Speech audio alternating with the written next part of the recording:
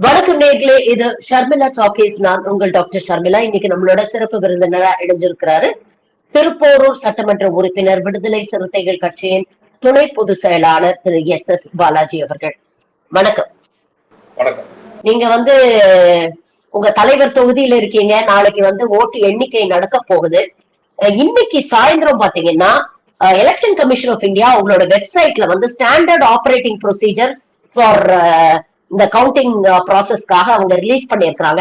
அதுல முக்கியமா ஒரு விஷயம், இந்த ரீகவுண்டிங் கேட்கிறவங்களுக்காக ஒரு விஷயம் ஸ்பெசிஃபை பண்ணப்பட்டிருக்கு. அதுதான் இன்னைக்கு ஒரு பேசும் பொருளாக இருக்கு. அதுல என்ன சொல்லி இருக்கிறாங்க அப்படின்னா, சப்போஸ் இரண்டாவதாக இல்ல மூன்றாவதாக வரக்கூடிய கேண்டிடேட்டுக்கு இந்த கவுண்டிங் ப்ராசஸ்ல ஏதாவது டவுட் இருக்கு, அவங்க ரீகவுண்டிங் வேணும் அப்படின்னு நினைச்சாங்கன்னா அவங்க அதற்கு ஒரு கட்டணம் கட்டணும். ஒரு இவிஎம் பிளஸ் விவிபேட் மிஷனுக்கு 40,000 ரூபாய் பிளஸ் 18% ஜிஎஸ்டியோட கட்டணும் அப்படின்னு சொல்லியிருக்காங்க. இது ஒரு பெரிய ஒரு அதிர்ச்சியை கேண்டிடேட்ஸ் மத்தியில ஏற்படுத்தி இருக்கு. கிட்டத்தட்ட 5% ஆஃப் தி இவிஎம்ஸ் எண்ணணும் அப்படின்னாலே அது கிட்டத்தட்ட 40-50 லட்சம் ரூபாய் கிட்ட வந்துருது. இத பத்தி உங்களுடைய கருத்து என்ன?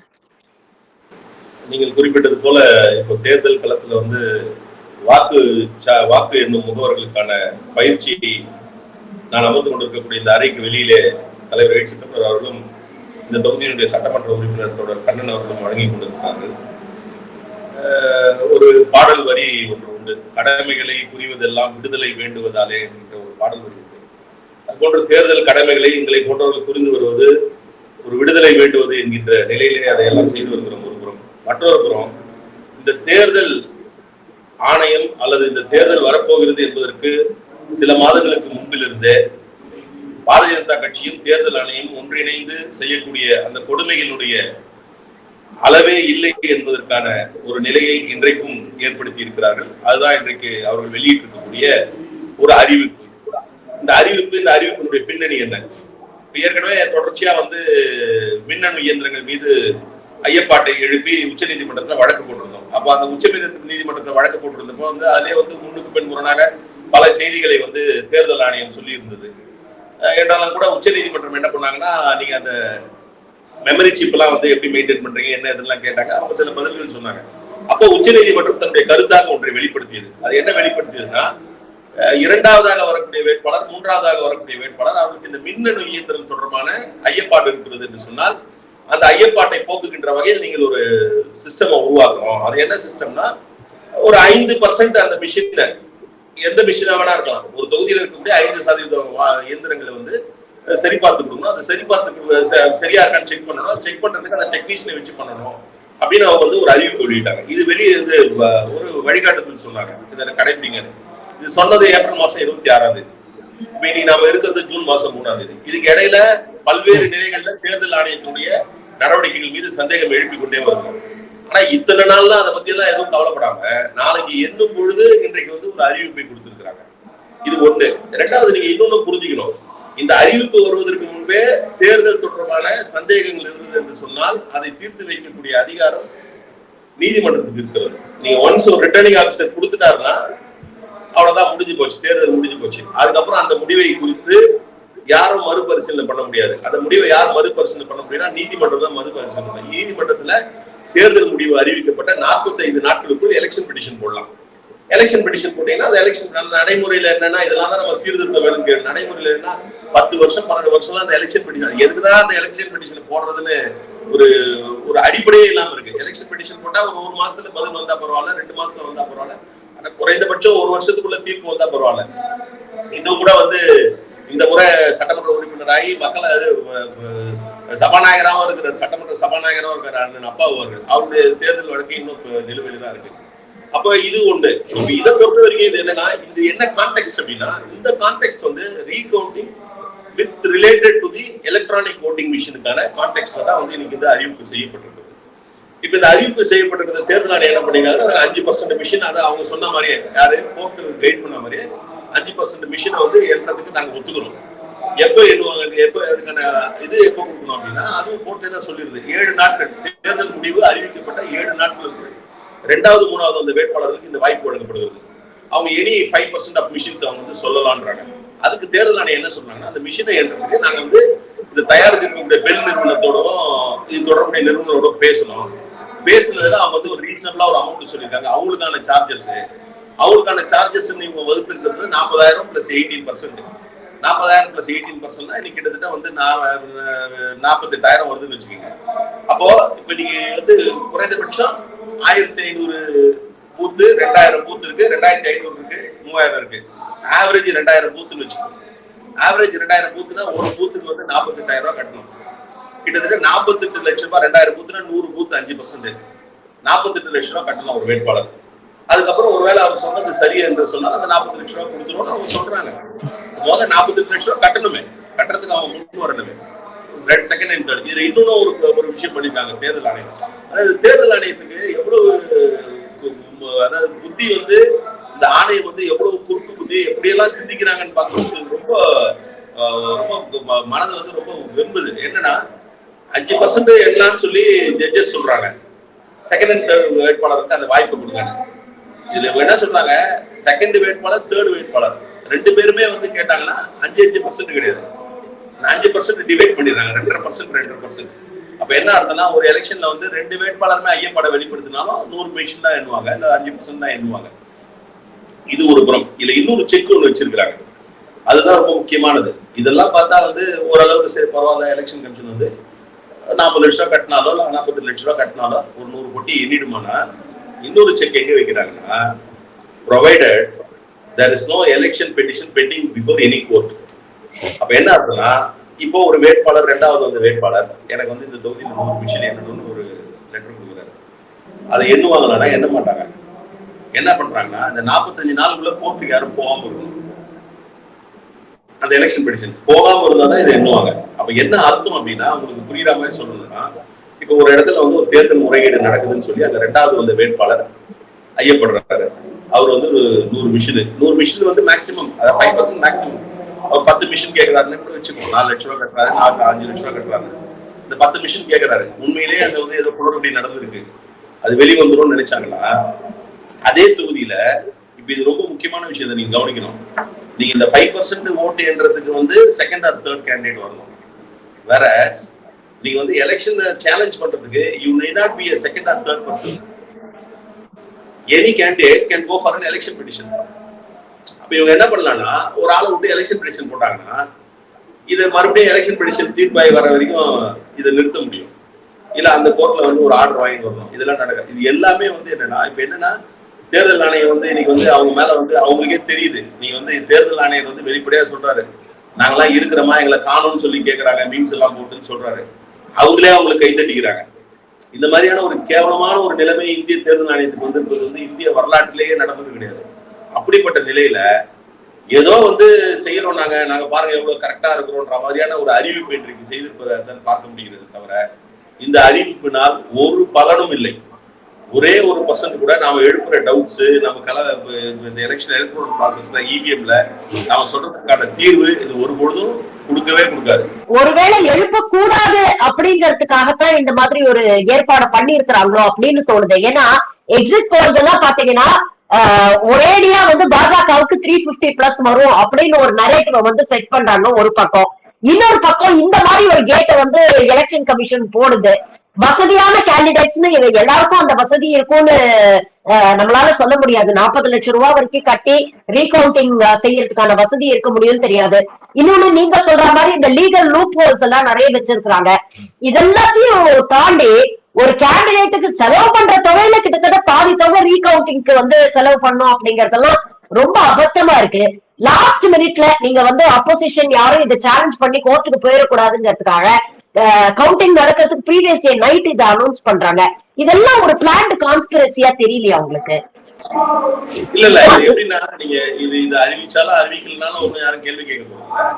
இது வந்து ஒப்புக்கு அறிவிச்சிருக்காங்க. இது வந்து தாங்க வந்து ரொம்ப ஏதோ ஜென்யூனா நடந்துக்கிற மாதிரியான ஒரு தோற்றத்தை ஏற்படுத்துவதற்காக இன்றைக்கு அதை அறிவிச்சிருக்காங்களே தவிர, இதை அறிவிச்சு உண்மையிலே இதுல இன்னொரு விஷயம் டெக்னிக்காலிட்டி இருக்கு. நீங்க ஒன்ஸ் டிக்ளரேஷன் கொடுத்துட்டீங்கனால அதுக்கப்புறம் நீங்க அந்த 5% ஏன்றதுனால ஒரு பலனும் இல்லை. ஒருவேளை இவங்க அந்த 5% ஏன்றதுக்கான அப்ஜெக்ஷன் கொடுத்தாங்கன்னா, நாங்க வந்து கேண்டிடேட் அனௌன்ஸ் பண்ண மாட்டோம், நாங்க வந்து யார் ஜெயிச்சாங்கன்றதை அனௌன்ஸ் பண்ண மாட்டோம், அது வெரிஃபை பண்ணிட்டு தான் அனௌன்ஸ் பண்ணுவோம்னு சொன்னா கூட இதுல ஓரளவுக்கு நியாயம் இருக்கு. இல்ல வந்து அதை பத்தி நாம வந்து பரவாயில்ல அப்படின்னு நினைக்கலாம். நீங்க டிக்ளேர் பண்ணிடுறீங்க கேண்டிடேட்டை, ஏற்கனவே அதான நடந்துட்டு இருக்கு. ஏற்கனவே நீங்க டிக்ளேர் பண்றீங்க, பண்ணிட்டு அந்த எலெக்ஷன் ப்ராசஸ்ல ப்ராப்ளம் இருக்கு, இல்ல வந்து எனக்கு வந்து சந்தேகம் இருக்குன்னா நான் கோர்ட்டுக்கு போறேன். அது 10 வருஷம் 12 வருஷம் இழுத்துட்டு இருக்கு, ஒரு பலனும் இல்லைன்றது தானே. அதேதான் சேம்ஸ். அதாவது இது என்னன்னா, ஒரு எஸ்ஓபி ஒண்ணு கொடுத்து ஏதோ ஒரு பண்றோன்ற மாதிரி பண்ணி பேரளவுல பண்றாங்களே தவிர இதனால இந்த சிஸ்டம்ல எந்த சேஞ்சஸும் வர்றதுக்கான வாய்ப்பே கிடையாது. இது வந்து ஒரு ஒரு அவங்களுடைய முகத்தை வந்து சேவ் பண்ணிக்கலாம். அதனால இப்ப நாளைக்கு சொல்லுவாங்க அவங்க, நாங்க பாத்தீங்கன்னா we have given a fair opportunity to the second and third term candidates. அவங்க பணம் கட்டலாம். நீங்க சொன்னது மாதிரி தேர்தல் செலவே 90 லட்சம் தான். அதுலயும் வந்து சில சின்ன மாநிலங்களுக்கு 75 லட்சம் தான். தேர்தல் செலவே 90 லட்சம் போது இதுக்கு 48 லட்சம். இதுல இன்னொன்று வந்து தேர்தல் ஆணையம் இது வந்து ரொம்ப டெக்னிக்கலா பண்ணிருக்காங்க. இந்த பணம் பிக்ஸ் பண்ணதை இந்த பழியை வந்து என்ன பண்றாங்கன்னா, எலெக்ஷன் கமிஷன் ஏத்துக்கல. இந்த செலவு யாருக்குன்னு சொல்றாங்கன்னா அவங்க அந்த டெக்னீஷியன்ஸ். நான் என்ன கேட்கிறேன், அந்த டெக்னீஷியன்ஸுக்கு நீங்க தானே பொதுவா எல்லாத்துக்கும் பணம் கொடுக்குறீங்க, இதுக்கும் கொடுத்துட்டு போங்க. இப்படி சொல்லிட்டு எலெக்ஷன் கமிஷன் என்ன சொல்றாங்கன்னா, டெக்னீஷியன்ஸ்க்கு மட்டும் இதுக்கு செலவாகல, அந்த குட்டியெல்லாம் நாங்க வந்து வச்சிருக்கிற இடத்துல இருந்து கொண்டு வந்து செக் பண்றதுக்குலாம் கொண்டு வரணும், அதை டிரான்ஸ்போர்ட் பண்ணணும், அதை கையாளுறதுக்கு ஆள் வேணும். இந்த காசெல்லாம் நாங்க ஏத்துக்கிறோம், நாங்க தேர்தல் ஆணையம் வந்து ஏத்துக்கிறோம். ஆனா அந்த சர்வீஸ் இன்ஜினியர்ஸ் வந்து கூட இருந்து செக் பண்றதுக்கு மட்டும். நான் என்ன கேட்கிறேன், இதை ஏத்துக்கிறேன்னா மொத்த ப்ராசஸ் எலெக்ஷன் கமிஷன் தானே, அதையும் நீங்களே ஏத்துக்கணும். அதை எதுக்கு நீங்க அவங்க மேல போடுறீங்க? அது வந்து ரொம்ப அதுல வந்து இன்னொன்னு வந்து அதுல பாருங்க, இதெல்லாம் என்னன்னா இவங்களோட எவ்வளவு வஞ்சமா செய்யறாங்க பாருங்க. அதுலயே என்ன பண்றாங்கன்னா, இந்த பணத்தை வந்து இதுக்கு பணம் கட்டுறது வந்து ஒருவேளை வந்து 4 ஃபீட் ஆகுதுன்னு வச்சுக்கோங்க ஒரு வாரத்துக்கு. அப்ப அது செலவு தானே, தேர்தலுக்கான செலவு. இது தேர்தலுக்கான செலவு நாங்க சேர்க்க மாட்டோம். ரொம்ப நல்லவங்க அவங்க, இதை வந்து சேர்க்க மாட்டாங்க. இது முதல்ல அவங்க கட்டணமே, அவங்க கட்டாதானே பண்ணுவாங்க. அது மாதிரியான ஒரு இது வந்து ஒரு ஒப்புக்கு ஏதாவது இவங்க சுப்ரீம் கோர்ட்ல சொன்னாங்க நாங்க செஞ்சோன்ற மாதிரியான ஒரு நிலைப்பாட்டுக்கு தான் அது வந்து செய்யறாங்களே தவிர உண்மையிலேயே வந்து இது எதை மீண்டும் மீண்டும் எதை உறுதிப்படுத்துதுன்னா, மீண்டும் மீண்டும் நாம வந்து இவிஎம்ல வந்து நம்ம டவுட் ரைஸ் பண்றதுக்கான காரணம், அடிப்படை காரணம் என்னன்னா, 2 காரணம். அடிப்படை காரணம் டெக்னாலஜினால டேம்பர் பண்ண முடியுன்றது ஒரு காரணம். டேம்பர் பண்ண முடியும், ஆனா ஒரு ஜெனியூனான அத்தாரிட்டி இருந்து தேர்தல் நடத்தினாங்கன்னா அது கரெக்டா நடக்கும், ஒண்ணு தப்பு இல்லை. அதே நேரம் நீங்க இது மாதிரி தேர்தல் ஆணையத்தின் மேல சந்தேகம் இருக்கிறதுனால நம்ம எலக்ட்ரானிக் மிஷின் மேல வந்து நம்ம ஐயப்பாடை வெளிப்படுத்துறோம். அந்த எலக்ட்ரானிக் மிஷின் வந்து இவங்க கையாளுறது வந்து தவறு பண்ணுவான்னு வெளிப்படுத்துறோம். இன்றைய சூழல்ல மீண்டும் மீண்டும் இவங்க அதே இடத்துக்கு தான் போறாங்களே தவிர அதுல இருந்து ஒரு ஒரு 0.01% கூட மக்களுக்கான சந்தேகத்தை வந்து தீர்த்து வைக்கணும் அப்படின்றதுல வந்து இல்ல. இன்னைக்கு வந்து எப்படிதான் அவர் பெருமைப்பட்டுக்கிறாரோ தெரியல தேர்தல் ஆணையர். நாங்க வந்து இன்னைக்கு வந்து உலகத்திலேயே மிகப்பெரிய வாக்காளர் எண்ணிக்கை கொண்ட நாட்டுல வந்து தேர்தல் இதே தேர்தல் ஆணையம் தான், கேடுகட்ட தேர்தல் ஆணையம் தான் எவ்வளவு பேர் ஓட்டு போட்டாங்கன்னு சொல்றதுக்கு 15 நாள் ஆச்சு உங்களுக்கு. இன்னைக்கு வந்து இதை வந்து பெருமையா சொல்லிட்டு நீங்களே எழுந்து நின்று கை தட்டிக்கிறீங்க. இது வந்து அட்ராசிட்டி டு த ஹைட். ஆனா இது எல்லாத்துக்கும் முடிவு நாளைக்கு வந்து தேர்தல் முடிவுகள் கொடுக்கும் என்பது வந்து ஒன்றும் மாற்றமே கிடையாது. இன்னைக்கு இன்னொரு விஷயம் இன்னைக்கு வந்து இந்த தேர்தலில் நடந்திருக்கு. இது வரைக்கும் வந்து வட மாநிலங்கள்ல பிஜேபியுடன் தோல்வி விட்டுற கட்சிகள் எல்லாமே ஏதோ தேர்தலில் நாம தோத்துட்டு இருக்கோம், தேர்தலில் நாம தோத்துட்டு இருக்கோம் நினைச்சிட்டு இருந்தாங்க. ஆனா இது இவ்வளவு திருட்டுத்தனம் பண்றாங்கன்றது நாம இங்க இருந்துதான், தென்னகத்துல இருந்துதான் வந்து நம்ம முதல்ல இருந்தே நம்ம வந்து குறிப்பா தமிழ்நாட்டில இருந்து நம்ம அதை சொல்லிட்டு இருக்கோம். தேர்தல் மோசடிகள் வந்து நடந்து கொண்டு இருக்கிறது, இங்க நாம விழிப்புணர்வோடு இருக்கிறோம், அங்க விழிப்புணர்வா இல்லைன்னு இன்னைக்கு 17C பத்தி தெரிஞ்சிட்டு இருக்காங்க. இன்னைக்கு எலெக்ஷன் ப்ராசஸ்ல, உண்மையான எலெக்ஷன் ப்ராசஸ்ல ஈடுபடுறதுக்கான முனைப்பை வந்து இன்றைக்கு வந்து எதிர்கட்சிகள், இன்றைக்கு பிஜேபி எதிர்க்கக்கூடிய கட்சிகள் காட்டி கொண்டு இருக்கின்றன. தமிழ்நாடு போலவே வந்து இங்க இருக்கிற அளவுக்கு விழிப்பாளர்னா கூட நீங்க ஓரளவுக்கு விழித்துக் கொண்டிருக்கிறார்கள். இந்த விழிப்பு கரை சேர்க்கும் என்பதாகத்தான் பார்க்கிறேன். இறுதியாக ஒரு கேள்வி, கடந்த நாடாளுமன்ற தேர்தலே சிதம்பரம் தொகுதி வந்து கடைசி வரைக்கும் ஒரு டென்ஷனான ஒரு தொகுதியா இருந்தது. அப்பவும் நீங்க நேரடியா களத்துல இருந்தீங்க. இந்த தடவை கவுண்டிங்ல இந்த மாதிரி சிச்சுவேஷன் பல இடங்கள்ல வரதுக்கான வாய்ப்புகள் இருக்கு. டேம்பரிங் பண்ணுவாங்க, வாக்கு எண்ணிக்கையில திரும்ப வேலை பண்ணுவாங்க அப்படின்னு எல்லாம் சொல்றாங்களே, என்ன எக்ஸ்பெக்ட் பண்ணலாம்? மக்கள் என்ன நடக்கும்னு எக்ஸ்பெக்ட் பண்ணலாம்? ஒருவேளை பல தொகுதிகள்ல பாஜகவுக்கு பின்னடைவு இருக்கக்கூடிய தொகுதிகள்ல தேர்தல் ரிசல்ட் அனௌன்ஸ் பண்றது தாமதப்படுத்துவாங்களா, இல்ல கவுண்டிங்கே ஏதாவது நொண்டி சாக்கு சொல்லி நிப்பாட்டுறதுக்கான வாய்ப்புகள் இருக்கா? என்ன எதிர்பார்க்கறீங்க? What are you expecting tomorrow? இப்ப என்னன்னா ரொம்ப சிக்கலான ஒரு விஷயம். நான் சொல்றது வந்து ஃபார்ஃபெட்ச்டா கூட தோணும், ஆனா அதெல்லாம் வந்து இதெல்லாம் வந்து we should be ready.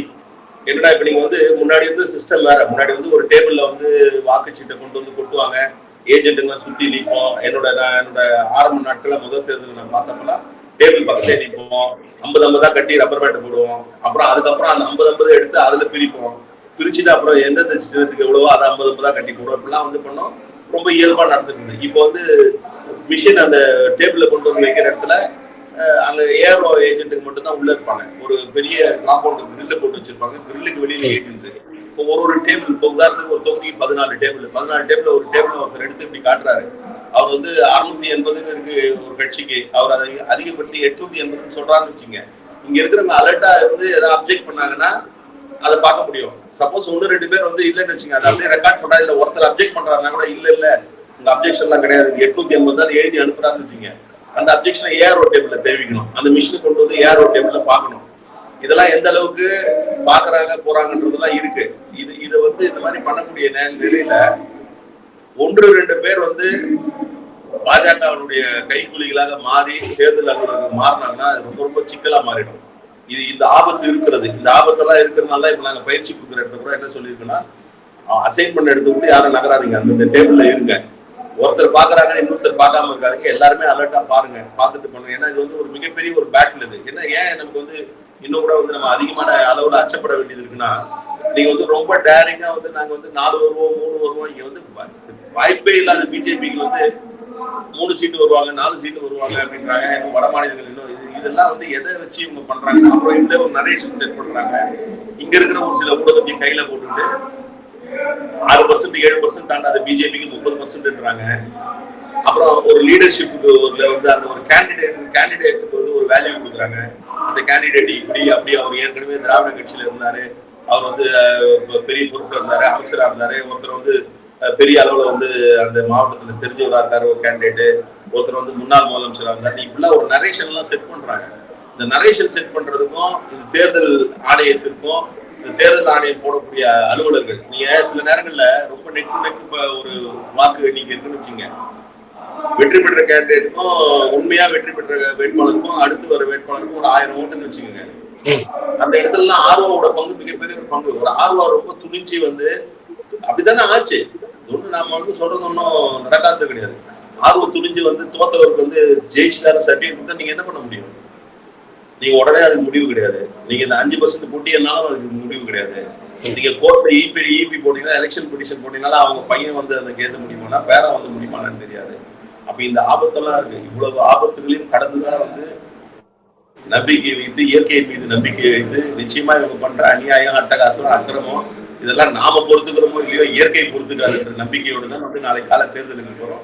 கண்டிப்பா தமிழ்நாட்டை பொறுத்த வரைக்கும் வந்து எவ்வளவு ரெசிஸ்ட் பண்ண முடியுமோ அவ்வளவு ரெசிஸ்ட் பண்ணுவோன்ற நம்பிக்கை இருக்கிறது. இங்க வந்து அவங்களோட பாச்சா பலிக்காது, அவங்க மோடி இதெல்லாம் இங்க செல்லுபடி ஆகாது. வட மாநிலங்களில் இங்கு விழித்திருப்பது போன்ற விழித்திருப்பார்கள் என்று நம்புகிறேன். நிச்சயமாக நாளைய விடியல் நல்ல விடியலாக, தமிழ்நாட்டிற்கு ஏற்கனவே கிடைத்திருக்கக்கூடிய விடியலை கூட இந்தியாவுக்கும் கிடைக்கக்கூடிய விடியலாக அமையும் என்றுதான் நம்பி இன்றைக்கு உறங்க செல்கிறோம். கண்டிப்பா சிதம்பரத்துல போட்டியிடக்கூடிய உங்கள் தலைவர் டாக்டர் திருமாவளவன் அவர்களுக்கு ஷர்மிளா டாக்கீஸ் சார்பாக எங்களுடைய வாழ்த்துக்களை தெரிவித்துக் கொள்கிறோம். நாளைக்கு நல்ல செய்தியோடு மீண்டும் உங்களை சந்திக்கிறேன். நன்றி, வணக்கம்.